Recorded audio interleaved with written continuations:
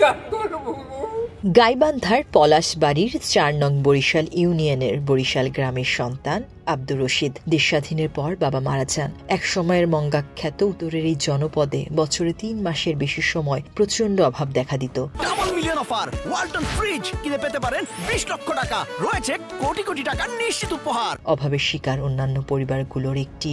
তিনি সহ তার মা ও ভাই বোনেরা অনাহারে অর্ধাহারে কেটেছে দিন। কলা গাছ খেয়েও অনেক সময় বেলা গেছে সবার। আমার বাবা মারা গেল দেশ স্বাধীনের পরে, সেই সময় আমি ভাত পাই নিয়ে ছোট ভাই বোন নিয়ে কি খাই, প্রচুর মোতা সেদ্ধ করে খাচ্ছি, কলার ভাতলা খাচ্ছি, কলার গাছ কাটে কাটে তাকে আমার মায় আমাদের মাছ কালাই দিয়ে মিশেল করে খাওয়াইছে।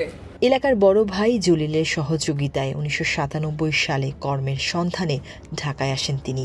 নিরক্ষরে আব্দুর রশিদের ঠাঁই হয় আগারগাঁও বিএনপি বস্তি এলাকায়। ভাগ্য ফেরাতে রিকশা চালাতে শুরু করেন।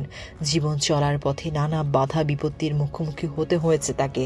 রাস্তায় কারণে অকারণে মানুষের হাতে মার গালি খেয়েছেন বহুবার, কোনো দিন প্রতিবাদ করেননি। চোখের জলে সবকিছু নীরবে সহ্য করেছেন। এক সময় হাতে কম বেশি টাকা আসতে থাকে, আয় বাড়ে। ছোট্টবেলায় বেড়ে ওঠার কষ্ট, সামাজিক নানা বঞ্চনার কথা মনে রেখে জীবনকে একটু অন্যরকম ভাবে সাজানোর পরিকল্পনা করেন সংগ্রামী এই মানুষটি। খাইতে খাইতে চাষা জমি বিক্রি করলো কবরস্থানের পাশে। আমার দাদার জমি আমার চাষা দিল না, দেওয়াতে সেই জমি আমরা 2 ভাই মিলে কিনে দিলাম। কামলা আমার বড় ভাই কামলা দিয়ে খায়, আর আমি ঢাকায় রিক্সা চালিয়ে খাই। রিক্সা চালিয়ে খাইতে বন্যাদের দিকে সহযোগিতা করি, ভাঙনের দিকে সহযোগিতা করি। এইরকমভাবে চলতে চলতে মসজিদে দান ধ্যান করি করতে করতে আমার গ্রামের মুগলেশ বিহারি, সে আমার মাঠের জায়গা সরকারের কাছ থেকে এই এনিমিটাকে নিয়ে এসে সে মাঠের জায়গা বাড়ি করবে। তার কষ্টার্জিত অর্থে এলাকায় রীতিমতো দৃষ্টান্ত স্থাপন করেছেন। নিজের ৩ ছেলে মেয়ে সহ অসহায় আরও ৩ সন্তানকে লালন পালন করেছেন রশিদ। তিনি সহ পরিবারের সদস্যদের জন্য কিনেছেন কবরের জমি। সমাজের জন্য হাত প্রসারিত করেছেন এই রিকশা চালক। ২০০৩ সালে এলাকার কয়েকজনের সঙ্গে মসজিদের জন্য জমি কেনার অর্থে শরিক হয়েছেন তিনি, যেন গ্রামের লোকজন শান্তিতে নামাজ আদায় করতে পারেন। মসজিদে স্থায়ীভাবে নিয়োগ দেওয়া হয়েছে মুয়াজ্জিন, লাগিয়েছেন গাছ।